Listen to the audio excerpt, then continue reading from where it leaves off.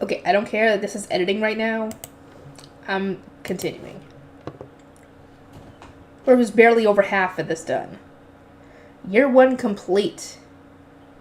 We're back. Anything happened while we were gone? Sylvester asked as he and Florencia entered the dormitory. The graduation ceremony had just come to an end.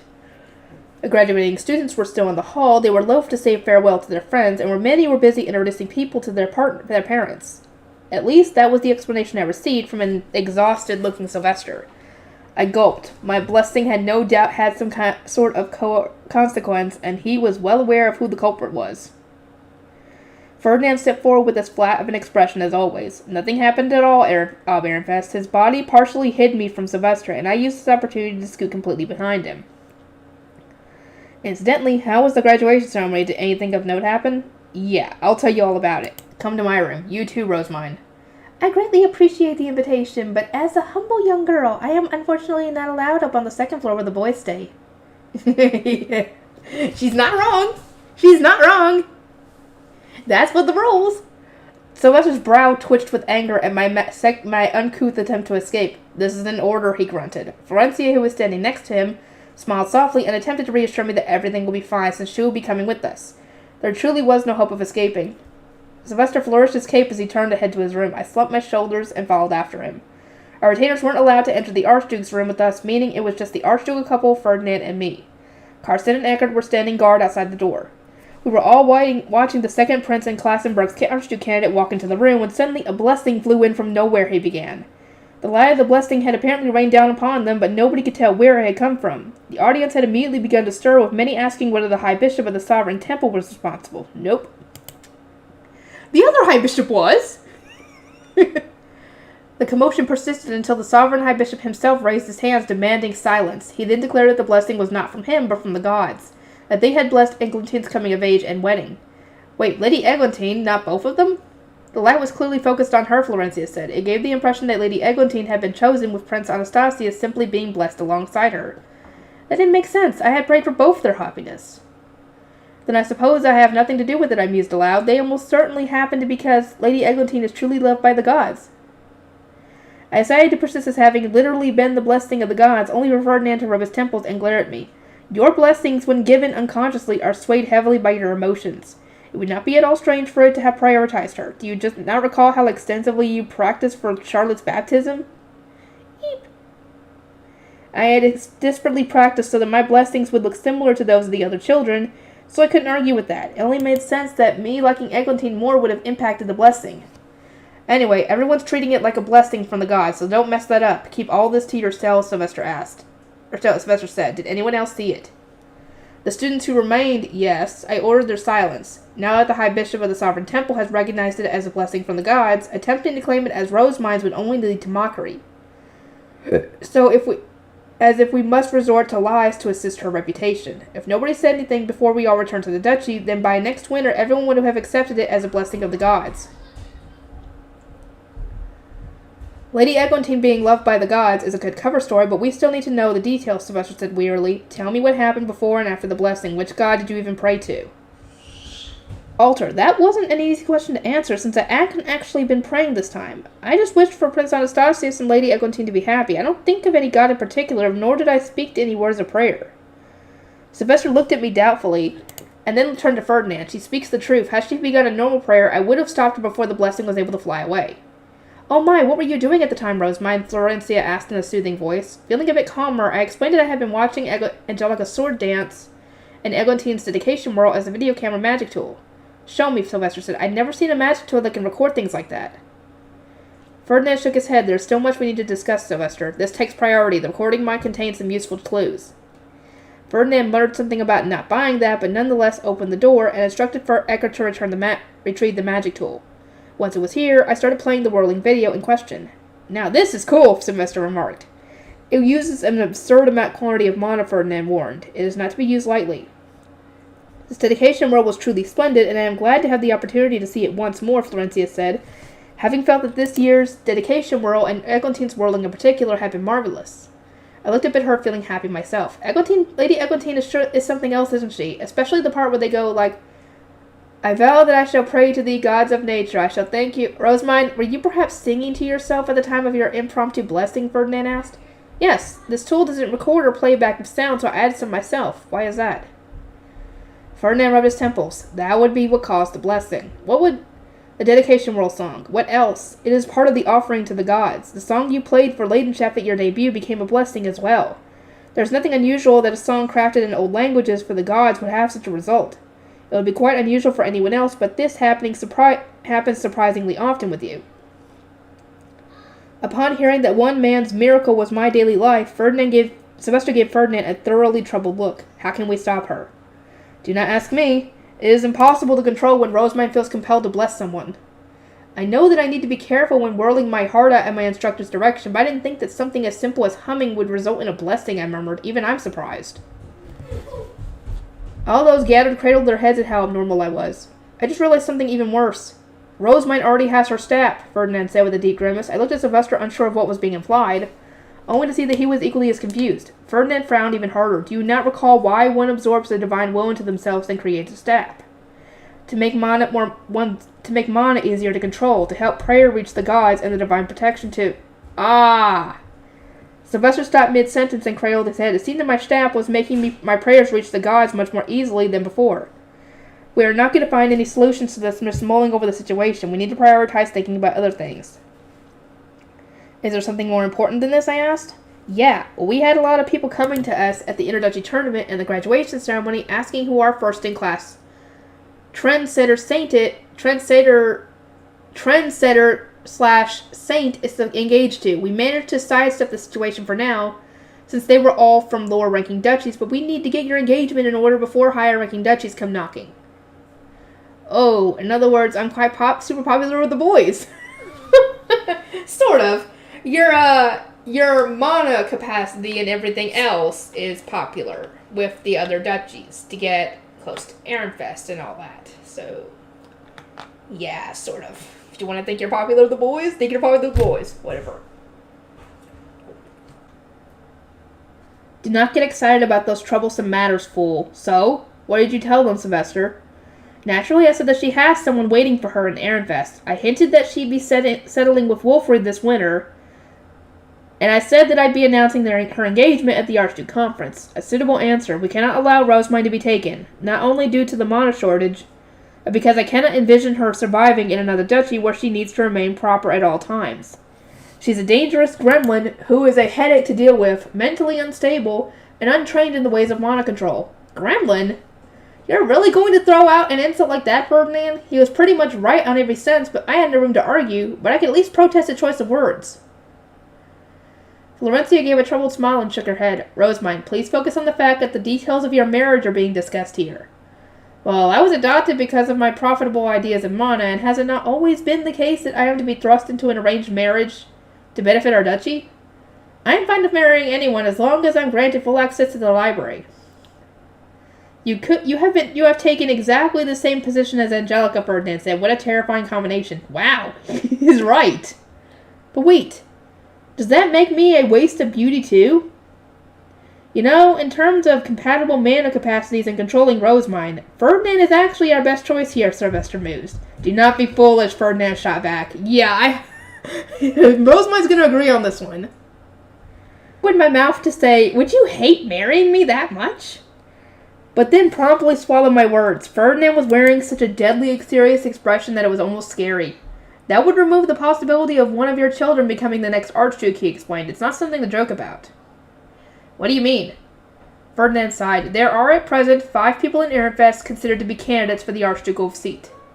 And those are Wilfrid, Charlotte, and Melchior, since they're Sylvester's children, and then me as his adopted daughter, and you as the son of the former Archduke, correct?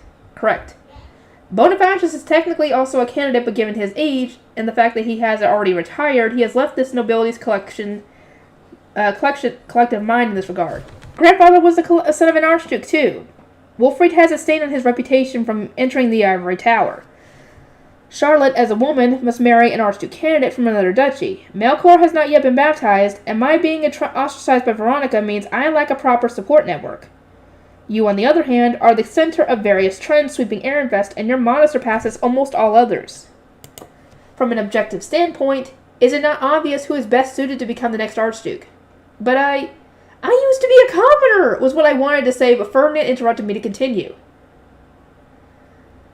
To those who do not know your circumstances, you have Karlstedt and Navarra as parents, with Bonifacius and the Leisgang house supporting you from behind. I have no such backing. Almost nobody knew that I had once been a commoner, and with that impediment ignored, I was Bonifacius' granddaughter and the daughter of the Knight Commander, with Archduke blood flowing through my veins. There was no problem with my lineage whatsoever, according to what they are telling people. Not in truth, though. The printing industry is going to continue expanding with you and Navarra at its center, and considering your lineage, it is safe to say that Hollendale, Groschel, and Leisgang collectively form the Rosemine faction already. Count Leisgang in particular has practically spent his life suffering at the hands of the Ehrenbach bloodline. He will no doubt put his all into ensuring you become the next Ob, as you are his blood relative and entirely unrelated to Ehrenbach. Florencia paled. Bonifacius was my grandfather on my father's side, his wife was a Leisgang noble, and my great-grandmother on my mother's side was a Leisgang as well. From an outsider perspective, I was a purebred Leisgang. It is clear to see what would happen were I to marry Rosemine. I would be positioned to become the next Archduke with all certainty, Ferdinand continued. My fault is a lack of support, but with Rosemine as my partner, I would have all the backing she has. Even if our marriage were to take place when she becomes of age, Wilfrid and Charlotte would also just be coming of age. They would serve as no competition to me. That wasn't arrogance or anything of the sort. It was hard to imagine that Wilfrid or Charlotte would ever manage to beat Ferdinand after their coming of age ceremonies. I have to agree on that one. They're actually considering this option, and, I have an idea of what the endgame would be for Rosemine as a partner. I'm not going to mention who, because both options for her right now are hinted at. It's either going to be Wilfrid or possibly Ferdinand, because I highly doubt they're going to let her marry into another duchy, because, they're trying to keep her in Ehrenfest. So, both options are viable. Both options have been hinted at throughout this series so far, so it's not like it's something that's going to be coming completely out of nowhere. So, either one would be an option here. It's just a matter of when and what happens. If you wish to form plans before Rosemine is taken by another duchy, get her engaged to Wilfrid. That increases the likelihood of him becoming the next Archduke as you so wish. True.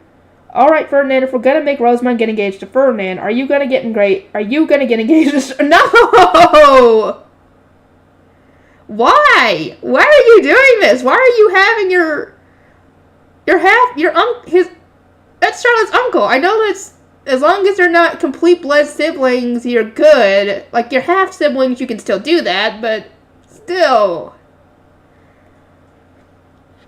Gonna get engaged to Charlotte, Sylvester asked in jest, wearing a sly grin. It was a joke that nobody would laugh at, and a vein popped out on Ferdinand's forehead as he curtly shot down the idea. That's right, I exclaimed. That would be much too sad for Charlotte. By the time she comes of age, Ferdinand will be an old man.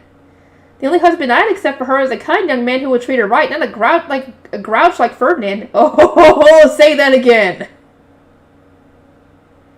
Ferdinand would not be an old man. How old is Rosemine at this point? Technically, she's 11, if you want to count her actual age at when she was mine.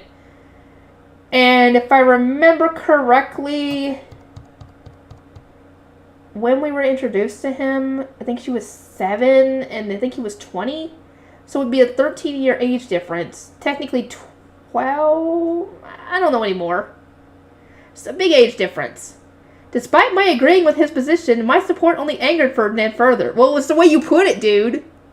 He pinched and pulled on my cheeks. Ow, ow, ow. Sorry. I defensively rubbed my cheeks when he finally let go, at which point Florencia let out a breath. You would not oppose marrying Wilfrid, shot Rosemine? Not at all, as long as I can do as I please with the castle and temple back rooms. Will you support Wilfrid?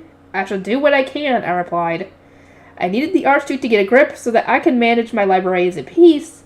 Surely I would have the motivation to support him at least a little. I mean, you gotta get him on track.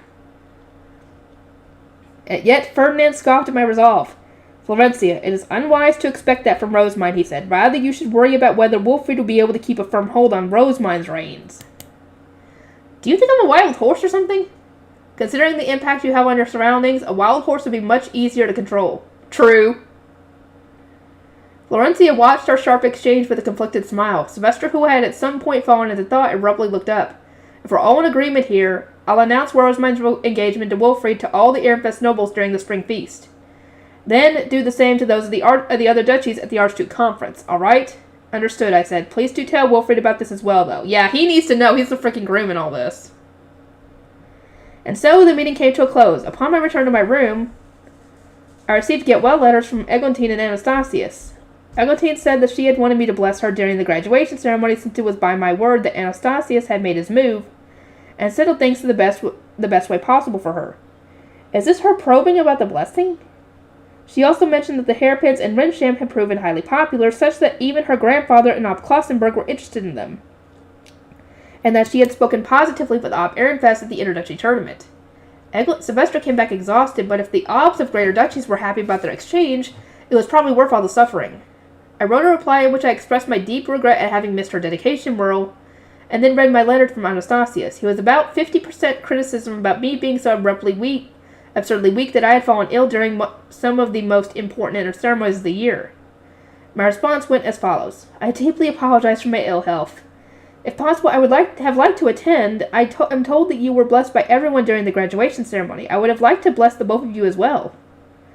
Indeed, I made sure to maintain the position that the blessing had nothing to do with me.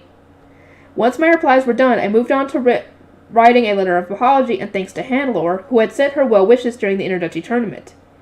I then asked that it be delivered to her alongside a book. With that all done, I looked over my room, which was being cleaned up bit by bit. Real deal preparations for leaving would be done tomorrow. Now the graduation ceremony was complete. I will need to go to the library tomorrow to supply Schwartz and Weiss with mana, I said aloud, not to mention I will need to return the book I borrowed the other day. Milady, please discuss that with Ferdinand first. You may be able to supply Professor Solange with enough mana to last until next winter. My discussion with Ferdinand bore fruit, and it was decided that I would lend Solange phase stones filled with mana. Since large phase stones were exceedingly expensive, however, Ferdinand would be accompanying me there and signing a contract with her for the lending. Once I had Sylvester's permission, the two of us headed to the library with our retainers. I don't believe Professor Solange would be one to do anything shady with the phase stones, I said, feeling a bit hesitant about the whole contract business. These are large phase stones filled to the brim with their mana. It is only natural to prepare ahead of time such that they are not stolen or misused. You may lend your mana and magic tools freely with no sense of danger, but do so only while assuming that what you lend may never return. Mana is not normally something to be given out so freely. I nodded to indicate my understanding. If that was common sense for nobles, I needed to try to learn and practice it myself. I had the feeling that Ferdinand lent out his own phase stones pretty freely, and I was lending my mana without issue, but maybe that was because things were different in users in one's own inner circle. Milady's here. Milady, time to read? Schwartz and Weiss greeted us when we arrived, at which point I went ahead and returned the book Leda had carried here for me. Ferdinand saw the two shoemills walk circles around us and blinked in surprise. To think you truly are their master, he said in a half-surprised, half-exasperated voice. Lady Rosamund, and my, if it isn't Lord Ferdinand, how many years has it been? Solange asked. She apparently knew Ferdinand from his days in the academy, when he would go in and out of the library to borrow documents for Herschel. Ferdinand turned to Solange with a nostalgic look in his eyes. Too many. I was told by Rosamund that the librarians I knew were gone, so it was a relief to at least see one remain. Solange smiled softly in response, realizing that Ferdinand had deliberately said that so she wouldn't have to relate the painful explanation of why there were no other librarians present. Professor Solange, I said, we came here today to discuss the return of some books and a supply of mana for Schwartz and Weiss. Do you have a moment? Oh yes, and thank you ever so much for your concern. Since it was the day after the graduation ceremony, the library was pretty much empty. I couldn't believe how barren some of the shelves were, too. They had been filled with gaps the last time I had been here, since a bunch of students had taken out books for their final exams, but how could one explain them now? Are there still this many books being lent out, I asked? It's already time for everyone to return to their duchies. It gets worse every year, but the fault ultimately rests with me, Solange replied, her eyes lowered sadly. Even among those who went through the proper procedures for taking out books, some looked down on Solange for being a men noble and never bothered to return them. She also explained that she couldn't even investigate to find out who had taken books into corrals and then made away with them without going through the borrowing process. You cannot investigate them, Ferdinand asked. That cannot be right. For what purpose are Schwartz and Weiss here? I recall their records being used to send letters of recall in the past. He raised his eyebrow at the very thought of the library being different from how he remembered it. As it turned out, Solange couldn't get the necessary information from Schwartz and Weiss because she wasn't their master. And I would not dream of putting even more of a burden on Lady Rosamond, she said. This is no burden, I replied. Helping the library is the duty of any library committee members. I will do all that I can to help when able. Up until now, I had only been refraining from fulfilling my duties outside of reading because I didn't want to bother Solange by helping unprompted. If she actually had work for me, then as a committee member, I wouldn't hesitate to do it. I do not know what this library committee business is about, but Rosamond has both the mana and motivation, Ferdinand said. Or rather, if this state of affairs is allowed to continue, I expect that she will curse all those who have mistreated books. Oh, yes, you would. Curse? Please do not use such violent language. I would never. I still clearly recall you proposing we hold a so-called bloody carnival after someone merely made a mess of the bookroom. It would be wise to settle this matter before the library is stained with the blood of the executed. I had no intention of holding any mass execution, but to be fair, when books were involved, one does not always have the luxury of choosing one's methods. Rosamond, this is your job as Schwartz and Weiss's master. Tell them to state those who have not returned their books or who have borrowed them without permission. Meanwhile, I will speak with Professor Solange about the face stones. Okay, Schwartz, Weiss, please tell me the names and duties of everyone who has borrowed books from the library without permission, or who hasn't returned their books. As per Ferdinand's instructions, I summoned Schwartz and Weiss and then started to write out a list of sinners from each of the duchies. My retainers were helping me with this endeavor. Non-returner from duchy. Unauthorized borrower from duchy. Weiss's eyes glowed as they started muttering names, while my retainers and I speedily recorded. Once the list of names was complete, we learned that there was no need to send letters to the higher-ranking duchies. It was the lower-ranking duchies from that had exhibited poor library manners. I see nobody from Ehrenfest has sinned, I said. No one will be foolish enough to inconvenience the library you are so invested in, Lady Rosamond. Their future depends on returning their books, Cornelius said with a shrug. Everyone else nodded in agreement. I took the finished list and went to Solange's office. Ferdinand, Professor Solange, I have finished writing down the names. And we have finished the Faystone contracts, Ferdinand replied. Show me the names. I showed him the list, and his brow furrowed hard at just how many people had borrowed books without permission. I shall send the ordinances for having the books returned, he said. If they hear the voice of an adult man they are unfamiliar with, they will almost certainly misinterpret the situation as a sovereignty getting involved. This was a good idea. Solange will be ignored, as always, while the message sent in a voice as young as mine will probably earn even more scorn. Having Ferdinand contact them in this harsh, chilly tone would terrify them and have them running to return their books. I never expected you to help with the library, Ferdinand. I'm so moved. But as I sincerely thanked him, his lips curved up into a grin. Rosamond, show me the magic circles on Schwartz's Weiss's stomach later. I wish to see the real things. That much is a suitable reward for my assisting the library, no? Was that his plan all along? I knew it was kind of weird that he would go out of his way to come to the library and help out like this. Well, As I stewed in my newfound anger, I thought about the pros and cons that came with this assistance from Ferdinand. Showing him the magic circles wouldn't be a problem, since he had already seen the written copies anyway. He would also help with Schwartz and Weiss's outfits and pressure people into returning their books. It was much that I stood to gain. Ferdinand, if I leave this with you, are you certain all the books will be returned? Yes, I will send them messages that will leave them no choice but to return the books, Ferdinand said. His voice then became dark and threatening as he spoke his message to be sent to the relative dorms. The Royal Academy's library is under the administration of royalty, and its books are consequently the property of royalty. Those who do not return their books before leaving the Academy will be deemed criminals, and their aunt will be informed of this in the name of the king. From that point, we will exercise the contract magic. For the vow given to Mestinora, the goddess of wisdom, will have been broken. It's the day after the graduation ceremony, so a lot of the archdukes are still in the dorms, right? The archdukes are probably going to yell at them super hard. That day, I happily assisted Solange and Schwartz with the flood of panic-looking students coming to return their books, while Ferdinand sat in Solange's office spewing out notes upon notes regarding the magic circles on Weiss's stomach. It was quite chaotic. Ferdinand and I returned to Ehrenfest, both feeling pleased. I had gotten to do my job as a library committee member, while he had realized something or another from observing Weiss's stomach. What is it?